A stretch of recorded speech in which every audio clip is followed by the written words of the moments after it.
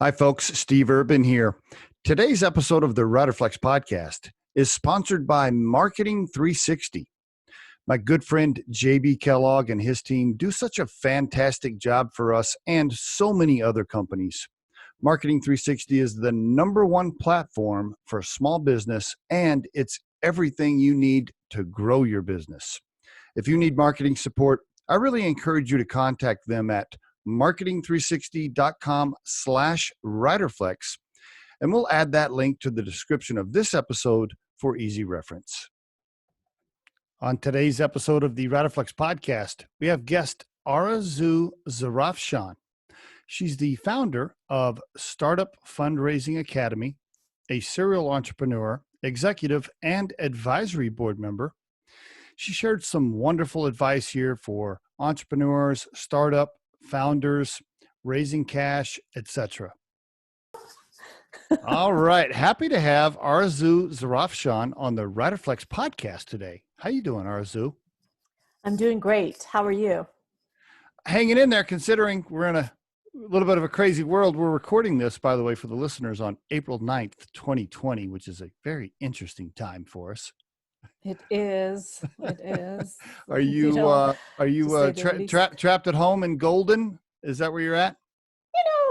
We are at home. I look at it positively. We are safe at home, and we are lucky to have a roof over our head and food on the table and our health. So, yes, all things considering, this is actually pretty good. You know, isn't it? It's refreshing to stay positive, isn't it? I've been pushing that message myself lately, not only with my family, my wife, my friends, people I talk to, some of the coworkers at Riderflex. I just tell them, I just say, look, positive energy, think positive. Exactly. Let's look at the silver lining. Like, you know, you can wake up every day right now and grab your smartphone and look at social media and get depressed if you want to, but I'm not doing that. I'm staying positive as much as possible. Exactly. You know, we all have a choice, right? We can choose to be positive or we can choose to look at it negatively, and it's really our choice. And, you know, I mean, I do understand that there are a lot of people that are actually struggling with the illness, and their loved ones are not doing well, and I feel for them.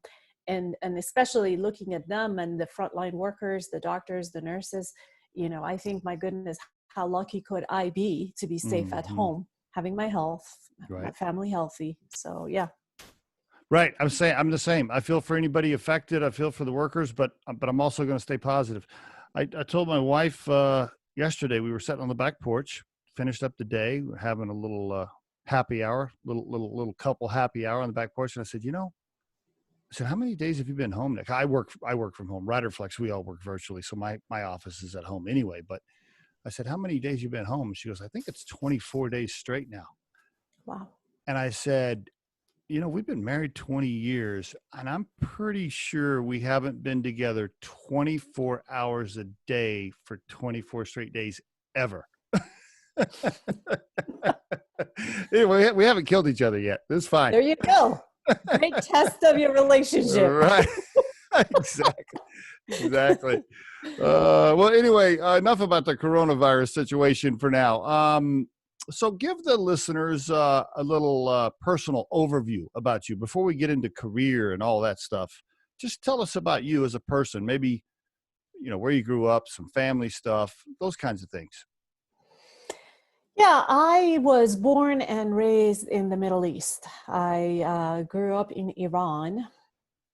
And Iran is also another corona epicenter, unfortunately, right now. But I went through a very interesting period. So in 1979, the regime of Iran changed from a monarchy to Islamic Republic. And so I witnessed and I, personally, my family went through a lot of hardship because of that change. And then in 1980, the war with Iraq broke out. And, I grew up during the time of war with Iraq. So that was an 8-year war. Now, I lived in the capital, which wasn't the front line. The front line was on the west side of Iran, and we lived in the capital, which is north. And so we were mostly safe from, from the impacts, the horrific impacts of war. But still, I mean, you go through a war, and you're changed forever. So then in 1990, I moved to the U.S. To go to school, to go to college. To go to college. Okay. All right. So you finished high school in Iran, and then I came finished to high school. Okay. Yeah. Okay. Was that the plan from all along, or were you trying to get away from the crazy war stuff, or were you planning on coming to the States for school? It was always the plan. Okay. It was always the plan for me to move to the U.S. For college. And then, I came to the U.S. and I really identified with American values and American culture. And I went through the culture shock. I mean, I still have my Iranian blood, and right. Very, very proud of that Iranian blood. I mean, it's not something I can change.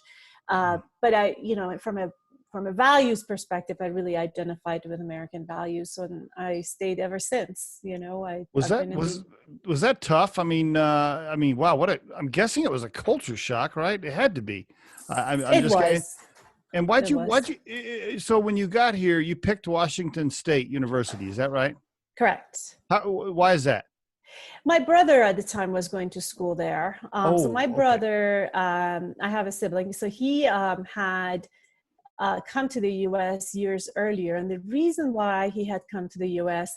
was during the 1980 to 1988 war, the government of Iran, the Islamic Republic of Iran, they were drafting kids as young as 7 years old to go to war. Wow. And so my brother, when he came to the U.S., he was 12, or when he left Iran, I should say. He didn't come to the U.S. right away.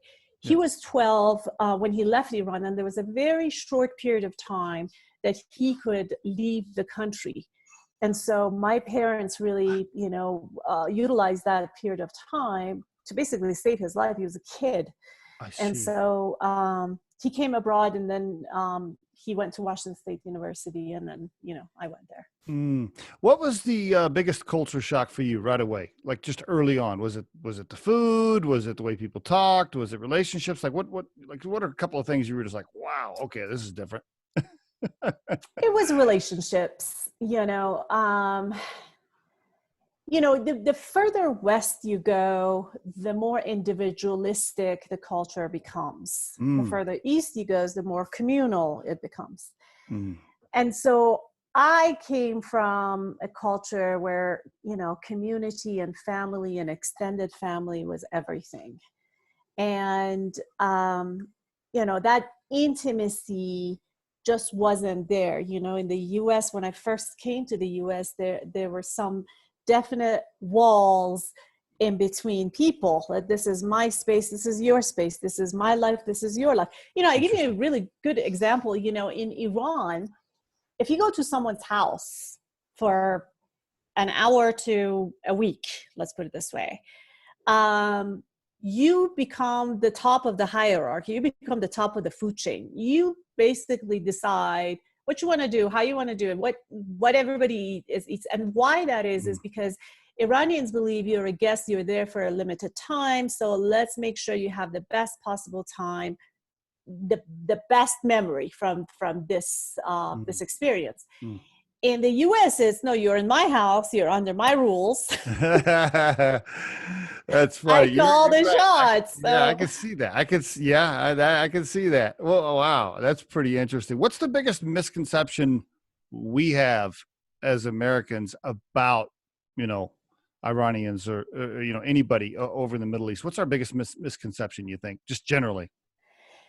There are two actually about Iranians. One is what you see on TV and, the government and the mullahs and the regime. Don't believe that. That's not representative of people. People are like me, they are educated, they are worldly, they are they want to get along. They want to live their life. They Right. believe in progress. They don't wish death on anyone. Right. They don't wake up and go, I want conflict in my life, right? They're Not just, at all. yeah. It's, there is the government and a handful of people that you just constantly see on TV. And then the second is about women, really. There's a belief that Iranian women and Middle Eastern women, but since I'm Iranian, I just speak on my own, country of birth. Iranian women are far from subservient, actually quite the opposite. We're feisty, we are fighters, we are forced to be reckoned with. And Iranian women have been the number one thorn on the government side since the beginning.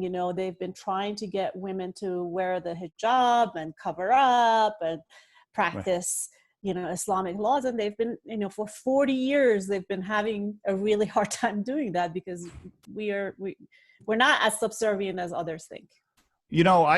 I would have assumed you were, right? Just being an average, I don't know, regular American guy. I would, just assume that, you couldn't say anything, couldn't do anything or whatever, you're just kind of under the thumb of the husbands for what. So that's not true. That's interesting. That's good to know, actually. I'm glad to know that. Don't get me wrong. You said we couldn't say anything, we couldn't do anything. You're right about that. The laws of the country actually forbid women from pretty much doing, a lot of stuff. Wow. So the Constitution actually counts a woman half of a man, the Constitution of the country. Yes, we are extremely limited. Yeah. So in court, there have to be 2 women to testify for their word to equate 1 man. What? Yes. Oh, yes. Okay. Yeah. So, wow. Yeah. Oh my gosh. There's, the law is written to limit women, but that doesn't mean that women have accepted that. So they've been fighting that since they won. And so you came over here when you were, what would that be? 18, 19, something like that? 18. 18, and you lived giving away my age, dude. But yes. Sorry, lived here ever since. So lived here ever since. Yeah. And did you want to be an engineer?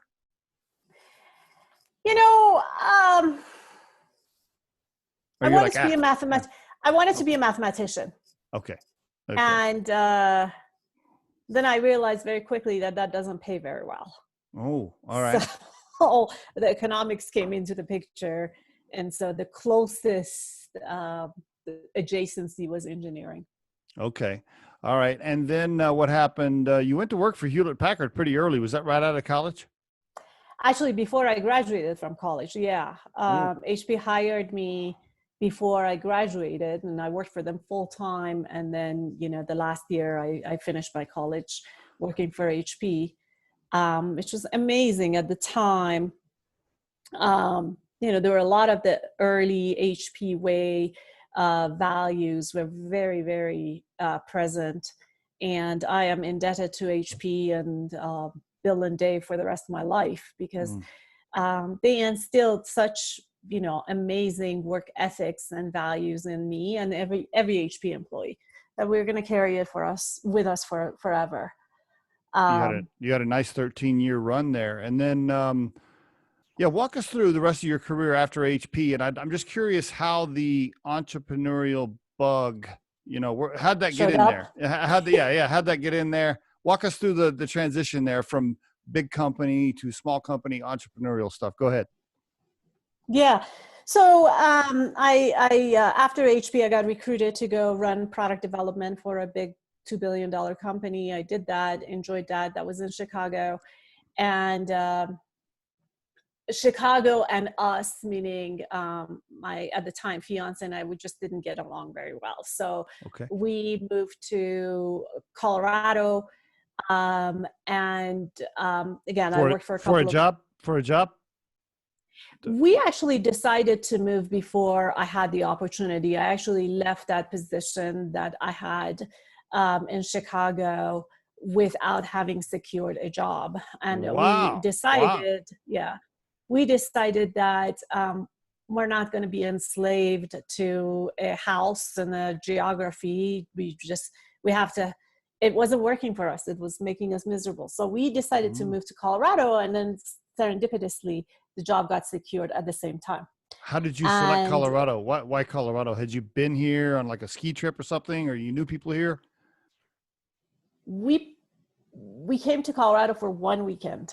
We came to Denver for one weekend, and we were like, "This is it. This is where we're going to live. This is it."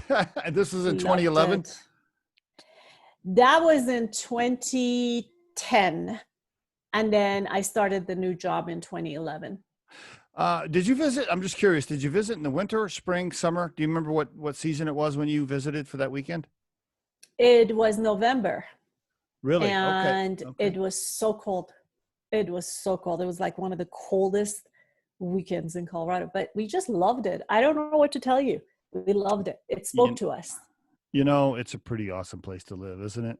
I mean, it is. It is. I know all the listeners out there that so don't live in good. Colorado, they hear me say that on the podcast all the time. They're like, "Oh, geez, here he goes. He's talking to." It is a pretty awesome place. Okay, so you got here, and then you landed the job. You worked for Crocs, I think. Is that where you worked first? I did. Yeah, I worked for Crocs for 3.5, 4 years, something like that, and it was amazing. And Crocs was. They weren't purchased, but the majority share was purchased by the biggest private equity firm, one of the biggest, one of the top 3, called Blackstone. And so Blackstone came in, and private equity did what private equity does, which is they take over a company, they bring their own crew, they let go of most of the previous crew, and I was most of the previous crew, so management level. And so it was a amicable separation. So I still am in touch with the new administration of Crocs, and I'm very, very good friends with the former CEO of Crocs. He is, a wonderful human being. Is this John McCarville? John McCarville. Yeah, he is a wonderful human being. Yeah, I know him. Yeah, we've talked a few times, matter of fact. Okay. Very good. Yeah. All right. So then changes happened. Moved on to OtterBox. OtterBox, yeah. Okay. Yeah, that was a great company. That was a great run as well. And then the founder of OtterBox came back in. He was a chairman, and he really didn't believe in the way that the executive team and the senior leadership team, myself included, were managing the company, were driving the company, and that's within his rights as a founder to do what he wants. So, I moved on from OtterBox again, no hard feelings. It was a mutual separation. And that was when I got approached by a couple of founders to become a co-founder of a startup. And that was my very first introduction to the whole startup ecosystem. And by then, when they called you, by then you had already been in a few positions where really you're more into product management, marketing, merchandising type of stuff, not engineering, right? I just want to make sure the listeners knew that you had, through that career there, you weren't just an engineer. I just wanted to point that out, and go ahead. Yep, go ahead. Yeah, that's correct. I kind of made a hard shift when we left Chicago from engineering into marketing and marketing analytics. Yeah. And you're absolutely right. I was not in a technical role when in the prior few roles, but my technical background really came to my aid, and still does. Okay. And so, so I got into a phone call from somebody you knew, like a friend said, "Hey, come over here. We want to start something." No, actually, she wasn't a friend. She, no, not at all. You didn't know her. I'd never met her. I'd never met her. So we had several conversations, and then I thought with myself, okay, well, let's do the startup thing, I suppose, let's see what that's about. Because you had not worked for a small company at that point. This is your first small startup, right? Were you a little nervous about it? No, I don't get nervous. No, okay. I'm like, well, let's just see what it's about. But I learned a lot. I mean, there's nothing like working for an unfunded early stage seed startup. Oh my goodness, that was a challenge on all fronts. So Can I you tell learned us a lot. what was the Yeah, name go of the ahead. business? Can you talk about it? Yeah. Unfortunately, that business doesn't exist anymore, and I'll talk about that in a little bit. It was called Bold Betties, Okay. and the mission of Bold Betties was to eliminate intimidation from outdoors and adventure for women.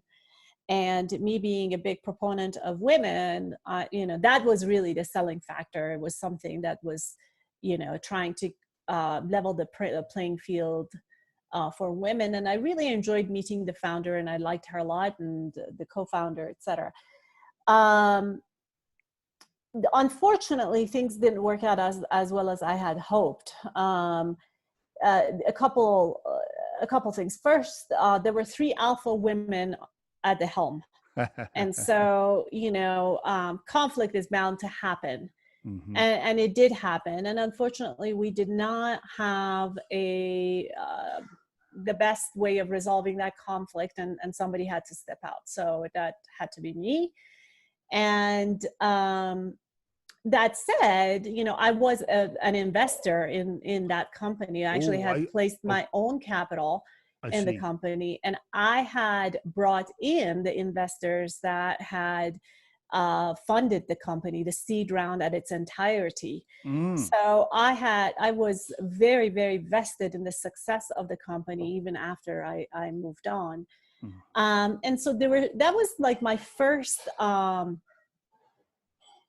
introduction into the startup world. And after I left Bold Betties, I said, okay, I'm just going to do consulting. I'm going to go back to the corporate world. And I'm done with the startup life. It wasn't for me. Well, I thought I was done with it, but the startup life wasn't done with me. And so I kept getting pinged by founders and entrepreneurs for advisory positions, for consulting, particularly about fundraising. And I'd learned a lot about fundraising through my fundraising at Bold Betties, and also watching my CEO do the fundraising. So then, I started becoming a startup founder, a startup advisor, a founder advisor. And I realized that I really, really enjoyed that. Okay. And then I stumbled into investing as a managing partner of a boutique investment firm. Okay. And now entrepreneurs were coming to me for money. And I started realizing how they were approaching this the wrong way. So that went more in the whole, knowledge base I had about fundraising, startup fundraising. And then finally I decided, I'm just going to put all this now, rather than doing one-on-one conversations with founders, I'm just going to put all of this knowledge into an online academy so that it can be accessible to more than the person that has direct access to me. And that's how Startup Fundraising Academy was born. I see. All right. And that you started that in January 2019, early 2019, somewhere in there? Yes, I did. Yes. Okay. Yes, early 2019. And how does it work exactly? Do you sign up, or if you're a founder and you want advice on raising cash and pitch decks, you sign up, you go through an academy and you pay a fee? Walk me through what's the business model? Yeah, so there are different ways you can benefit from the course. You can purchase the course at its entirety and watch the videos at your convenience. These videos are professionally taken and edited. It's not me sitting in front of my computer camera and talking on YouTube. And they never expire. You can download them. You can download all the content, the slides. There are tests. There are 10 modules for fundraising that you can purchase and benefit at your own leisure. Now, some founders say, I just want your advice. I don't need that. I just want your advice. Okay. And I do offer that, given that it is an extended period of time. Also, they can have the videos and my advice for another, for as another package. One of the things that I realized after I put the Startup Fundraising Academy together is I really don't have time to market it appropriately. The whole B2C marketing, one-to-many marketing is, I underestimated it, what it would take to market it appropriately. So now I'm shifting the business model and I'm going to B2B. So Startup Fundraising Academy will be offered through other organizations, enterprises that really try to help founders get a leg up on their venture. So one of those organizations is Workability, which is a co-working space, the fastest growing co-working space in the nation. Actually, they were featured by Washington Post. And so they will be offering Startup Fundraising Academy in some way, shape, or form. We're working through the details. The other organization is Women Who Start Up.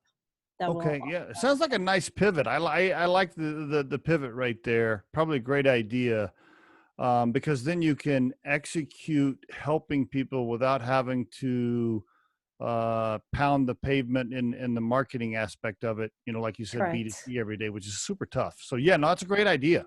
Thank you. So you're in the middle of that pivot right now then, basically. I am. Yes, I am. Oh, okay. All right. And all right. Do you know anybody over at Rocky Ventures Club or any of those folks?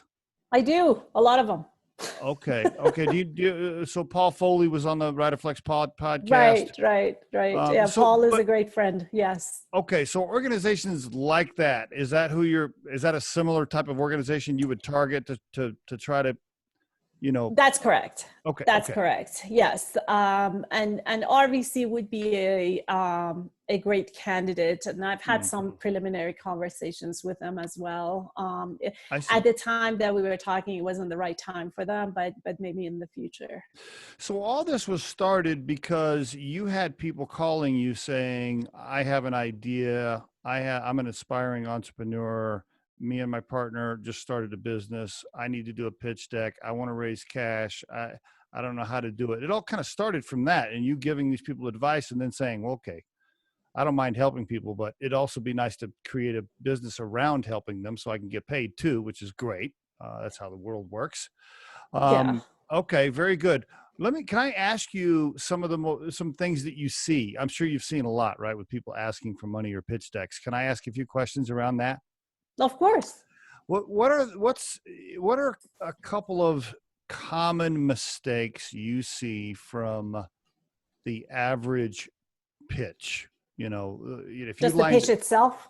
Yeah, the pitch itself. Or all right. So maybe we should separate that into. How about you give some common mistakes on the pitch deck, and then some common mistakes that you see from the founders, their behavior in their pitch. Maybe you just tie all that together. Go ahead. Yeah. So in terms of pitch deck, one of the common mistakes that I see is the founder doesn't really explain what the problem is. It's all about the solution. Oh. And that, in engineering, we have a little, because we love coming up with stuff, right? Engineers love coming up with a better mousetrap. And so we coined that phrase that's a solution looking for a problem, right? The world doesn't need a better mousetrap, but so one of the common mistakes is that it's all about the solution when I don't really understand what the problem is. And then further, they really do need to look at it as the investor is looking at it extremely objectively. Is this going to make money or is it not going to make money? And if it's going to make money, how much money is it going to make compared to another 12, pitch decks that I'm going to look, right? And so a lot of times the founder falls in love with their idea. And instead of clearly identifying, here's a problem, here's the solution, here's how you're going to make money, Mr. and Mrs. Investor, and here's when you're going to get the money back. Exactly. Exactly. Just extremely objectively. How many pages do you think a pitch deck should be? Less than 15. Okay, less than Less than 15. 15. All right. All right, very good. And then with the founders that are asking for cash, do they ask for too much generally, not enough? Do they often, talk to me about that asking for the amount. Yeah. Real, what's your opinion on that? Go ahead. Well, there is a methodology to figure out, to figuring out what the amount is. And the founders have to be able to explain that to an investor, why they're asking for that much. And, it's not so much the amount that matters here. It's more of the thought process the investor wants to see. How does the founder think about money? If I tell you, hey, why 2 million? And you tell me, well, people tell me 2 million, and that's not good enough. If you tell me, okay, because 2 million is going to pay for, I don't know, my product development, my marketing, and my operations, and my rent for 12 months, then I'm going to ask you, so that means that you should be fundraising now for your next round, the round after this as well, because you need to think about 12 months of fundraising. So as you're talking to me right now, are you talking to other investors about your next round? And you just have to understand how the founder thinks. And that is so important for a founder to be able to get credibility, not just by their knowledge and their domain expertise, but also about strategic thinking. How do you think about strategic planning for your business? I hope that answers the question. Yeah, very good. No, very good. Would you rather invest in, I'll give you these two choices, choice A or B. So let's say A is an awesome product with okay founders, and B is awesome founders with an okay product. Oh, B. B. Every day.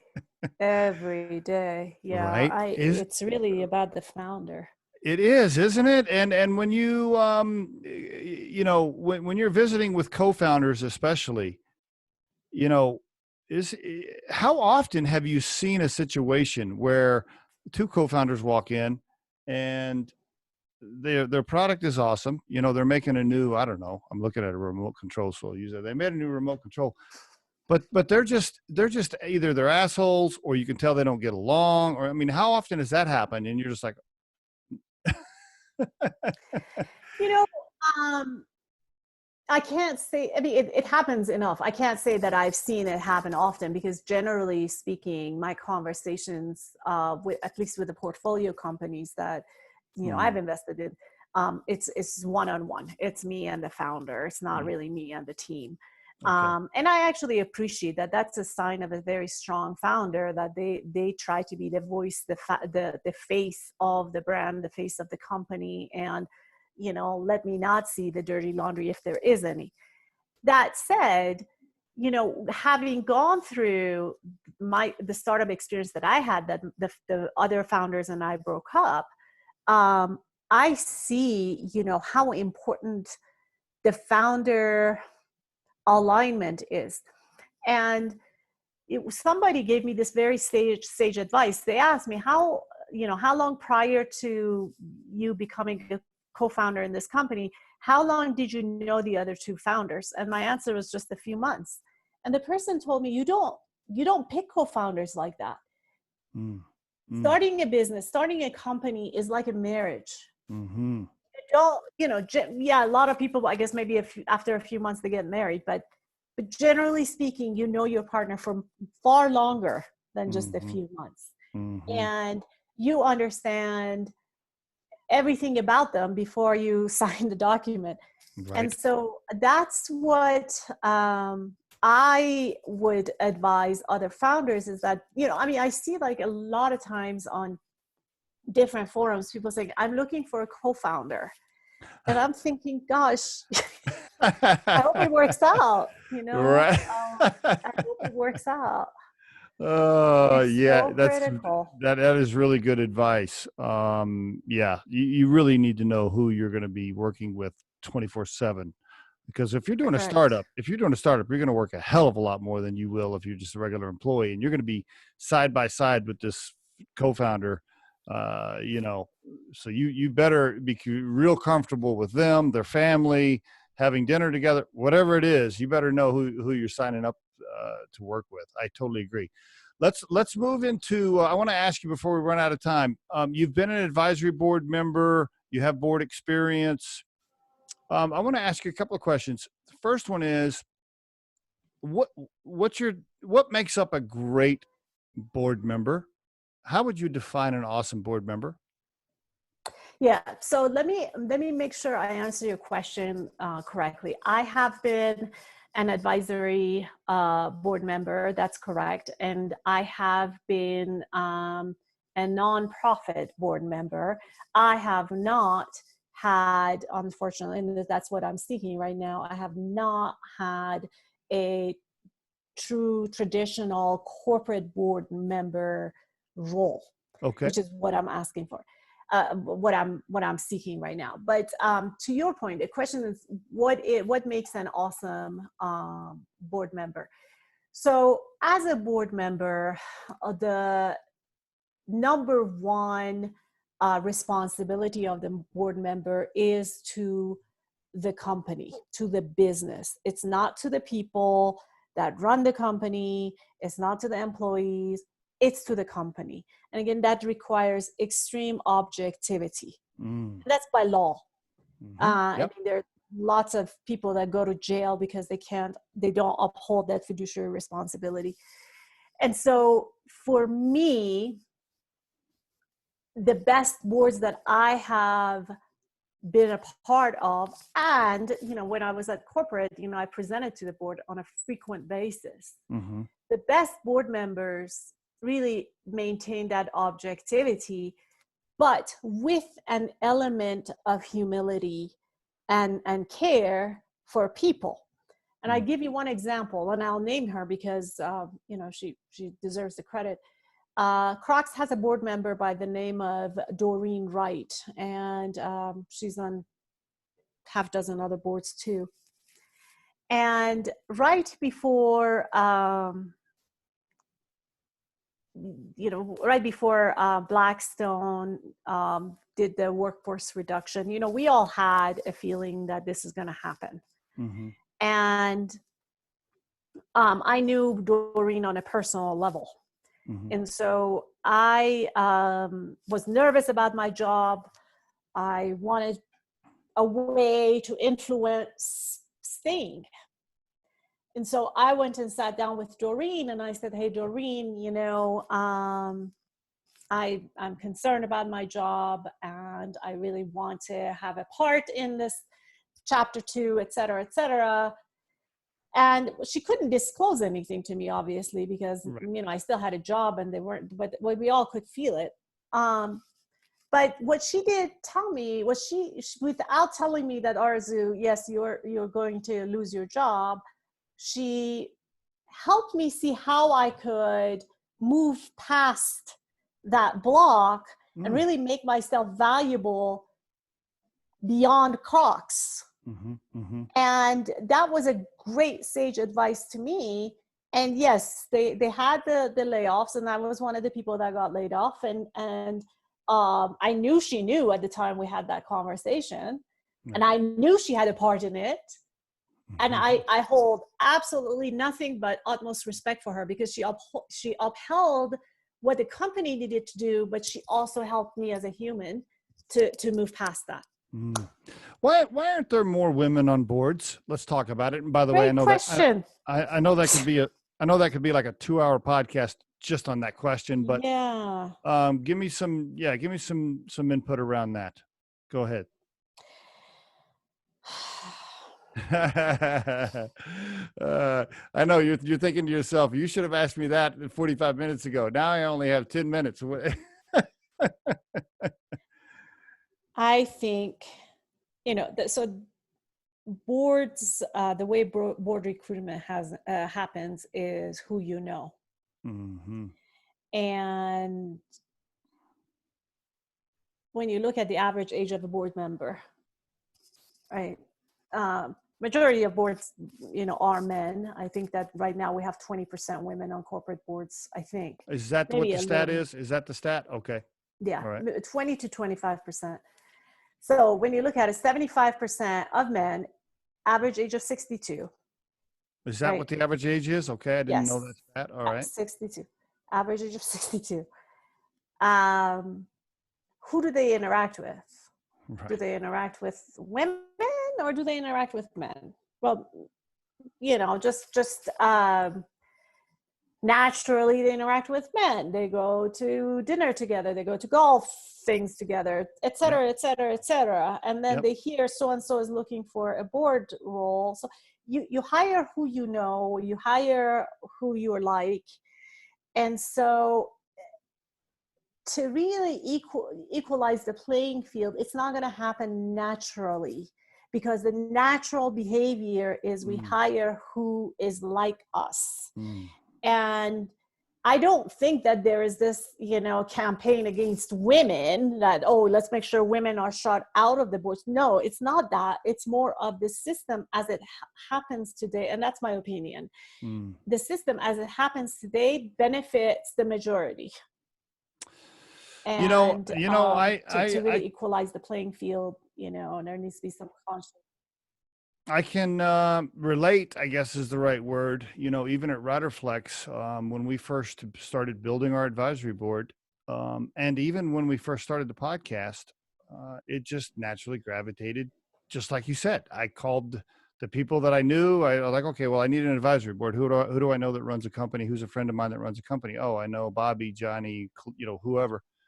And so I called those guys because that's who I knew. Like, I just didn't even. That's how you know. Yeah. Quite honestly, I didn't even really think about it until somebody pointed it out and said, "Hey, you got all guys on your board, and you got all guys on your first 15 podcasts." And I remember thinking, "Wow, yeah, I do. Okay, all right. I didn't, shame on me for not even. I didn't intentionally have this, like you said, malicious plan or anything.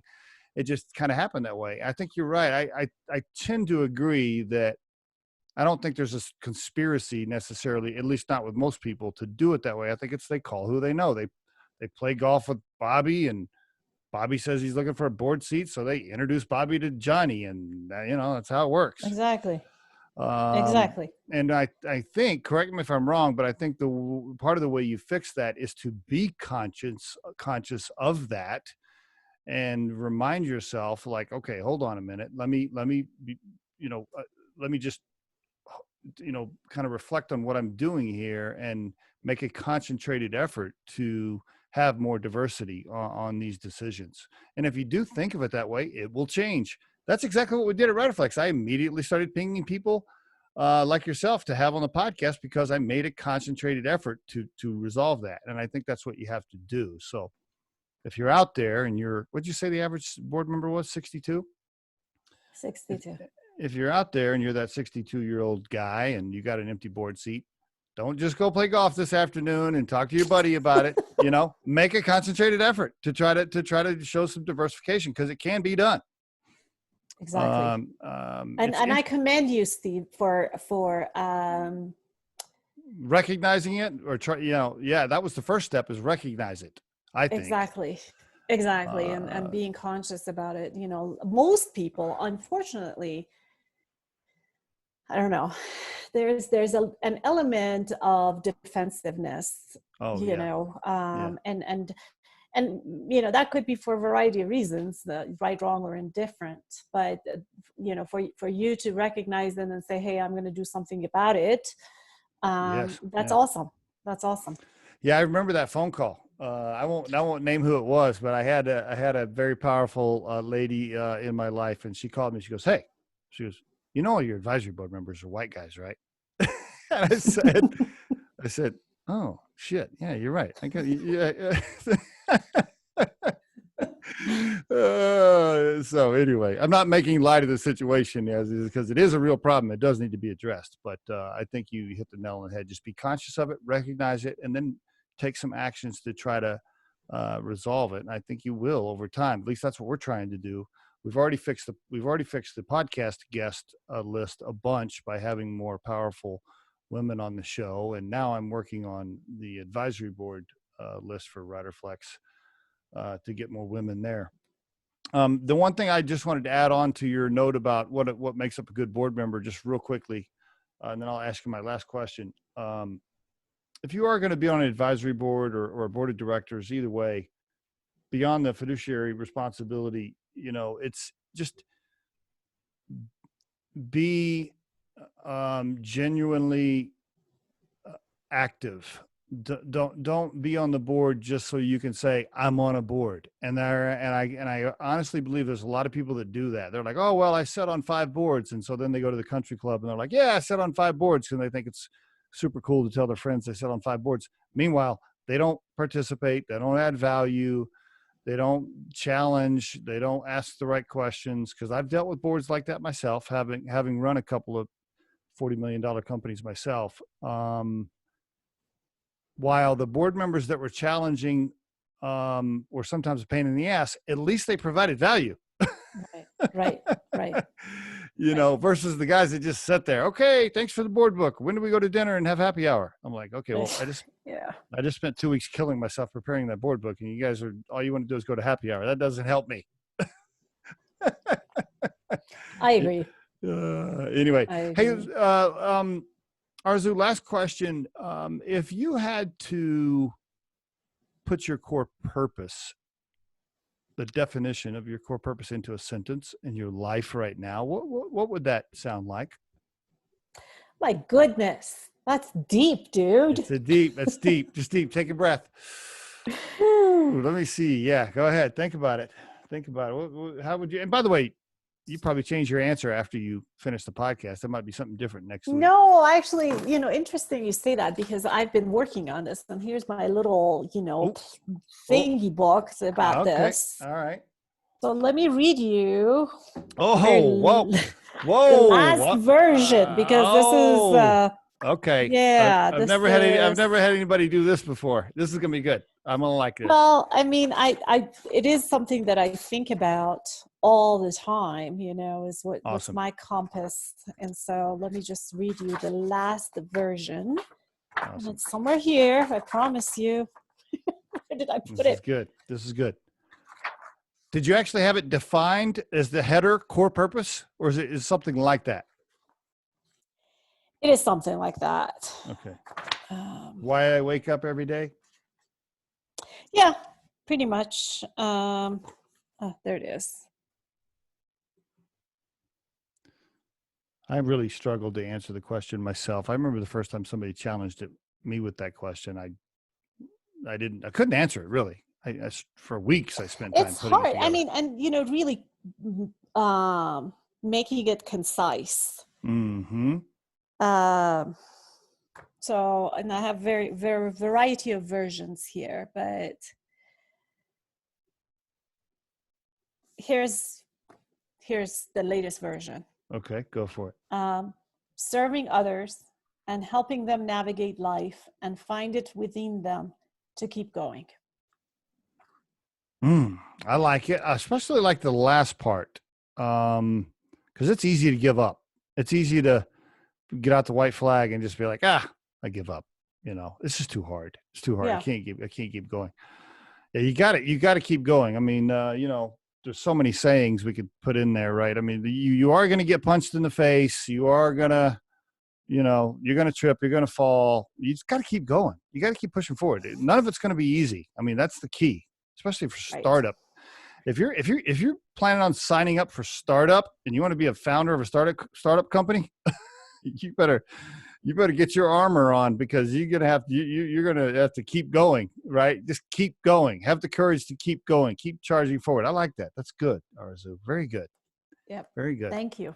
Thank you for sharing. Thank you very much. Thank you for sharing. I appreciate you being on the Riderflex podcast. The Riderflex podcast features entrepreneurs, business executives, and the stories behind how they got there, as well as daily tips on career advice and job interviews. Our show can be heard just about anywhere these days, but you can visit riderflex.com and click on the podcast page to hear all the previous episodes and learn more about the recruiting and consulting services we provide. Contact us at the email address info@riderflex.com or 888-964-5876. Thanks so much for listening, and if you enjoy our show, please be sure to subscribe to our channel and like the episodes.